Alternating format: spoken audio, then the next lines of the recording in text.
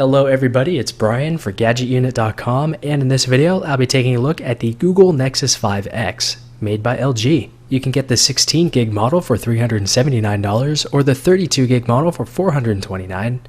There are also 3 different colors available: white, which is called quartz, black, which is called carbon, and light blue, which is called ice. All of the different variations can be purchased directly from Google, and I would like to thank them for sending this over to me for review.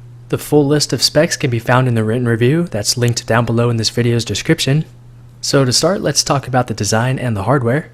I really enjoyed the Nexus 5 that came out in 2013, which was also made by LG, and the 5X does retain a number of design cues from it, such as the colored back and the black front. The main material here is plastic, which does keep everything light, and it does feel fairly solidly built. The back is ever so slightly curved, and the rounded sides make it very easy to hold with one hand. The back cover is not removable. The matte texture does help a lot with fingerprints and smudges, and I do think that the overall design is kept very clean, smooth, and simple, which are all things that I think that most people will find pretty appealing. The power button and the volume rocker can be found on the right side. I do wish that the power button was below the volume rocker. The buttons themselves do feel a little bit mushy, but otherwise they're just fine. The top has a microphone pinhole, while the left side has a nano SIM tray. The bottom has a USB Type-C port, another microphone pinhole, and the 3.5mm headset jack. On the back is the 12.3 megapixel rear-facing camera with laser-guided autofocus, 2 LEDs for flash, a fingerprint sensor, as well as Nexus and LG branding. Lastly, if we move over to the front, we have the 5.2-inch Full HD display, a widened earpiece, the 5 megapixel front-facing camera, the front-facing speaker at the bottom, as well as an activity LED that's embedded in the middle of the bottom speaker. Speaking of the speaker, it's not that great. While the maximum volume is adequate enough, that's about it.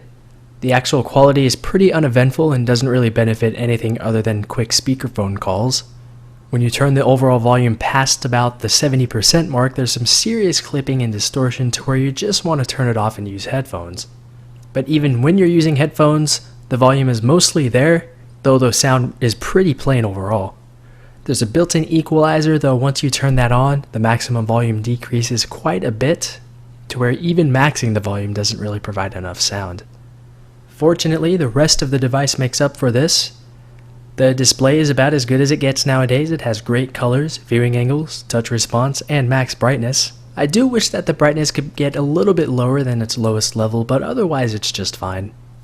The 5X runs a purely stock version of Android 6.0, also called Marshmallow. It doesn't offer huge changes over Android 5, but it does bring a number of improvements to performance, power management, security, and more. Fingerprint capabilities are also now baked right into the OS, so of course you can use it to unlock your device, but you can also use it to authorize payments, authorize app downloads, and more. I didn't find the rear placement on the 5X to be the most ideal if you're just using the device while it's on the table, but when you're already holding it in your hand, it feels perfect. The sensor itself is very accurate and fast, much faster than my 6 Plus, but not too fast like on the 6S or the 6S Plus. Performance for me has been a non-issue for the 5X. Everything felt plenty fast. Paired with the 2 gigs of RAM, switching between multiple apps was quick and smooth, as was launching them. Playing games was fine as well. I didn't do any synthetic benchmarks because they don't translate to real-world usage, but simply put, there's just nothing to worry about in the performance department. Battery life is pretty good as well. I typically take battery screenshots at the end of each day, but I completely forgot to do that this time, which I think was because I never found battery life to be of any concern. So with mixed usage throughout the day, I was typically able to go 15 to 16 hours before having to plug it in to charge overnight, even though it always had between 30 and 50% left. Even if it's low and you want a quick charge, you don't have to wait too long. You can plug this into the included quick charger for about 10 minutes and get about 4 hours worth of usage, which I would estimate to be between 20 and 30% worth of actual battery. Call quality and network performance is just fine. I tested the 5X with T-Mobile in the US. Voice over LTE, Wi-Fi calling, and HD voice all worked just fine. It does have band 12 LTE, but that won't be turned on until a software update soon. HD voice quality was just fine. Even non-HD voice calls were fine as well. The 5X held onto weak LTE signals very well. Data speeds have also been stellar in my area, and I think that antenna-wise the 5X seems to do very well overall.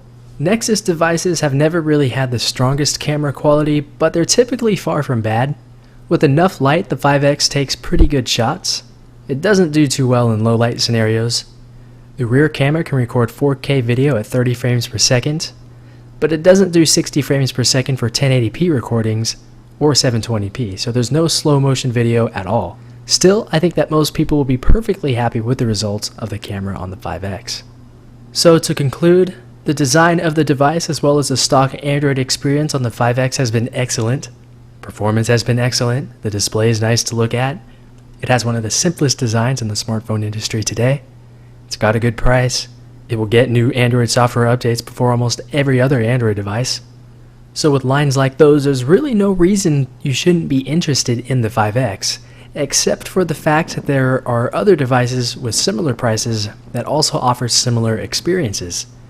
Still, there's very little wrong with the 5X to where, should you get one, you probably won't be disappointed. It's a very capable device with a simplified design and set of features that are sure to please. So if you have any comments, questions, or feedback about this or anything else, feel free to leave everything down below in the comments area. But that's it with the video, so thanks a lot for watching and I'll talk to you all very soon.